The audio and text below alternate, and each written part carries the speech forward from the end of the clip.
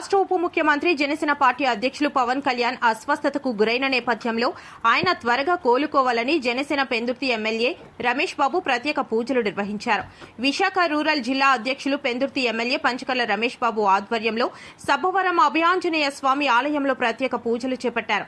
పవన్ కళ్యాణ్ గోత్రనామాలతో అర్చనలు నిర్వహించి ఆయన ఆరోగ్యం త్వరగా మెరుగుపడాలని దేవుణ్ణి ప్రార్థించారు. ఈ సందర్భంగా ఎమ్మెల్యే పంచకర్ల రమేష్ బాబు మాట్లాడుతూ రాష్ట్ర ప్రజల సంక్షేమం కోసం నిరంతరం కృషి చేస్తున్న ఉప ముఖ్యమంత్రి పవన్ కళ్యాణ్ త్వరగా కోలుకొని తిరిగి ప్రజాసేవలో చురుకుగా పాల్గొనాలని ఆకాంక్షించారు.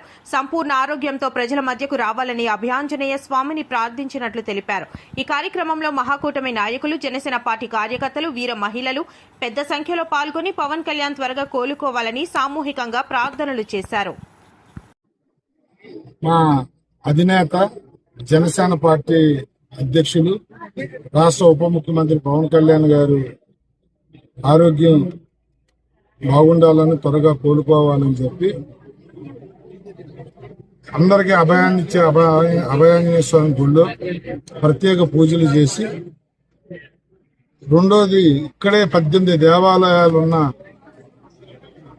ఒక దేవాలయంలో, పురాతన దేవాలయం కూడా వెళ్ళి అక్కడ కూడా పూజలు చేసి శివాలయంలో రాష్ట్రానికి, దేశానికి వారి సేవలు మరింత అవసరం కాబట్టి వారు త్వరితగతిన కోలుకుని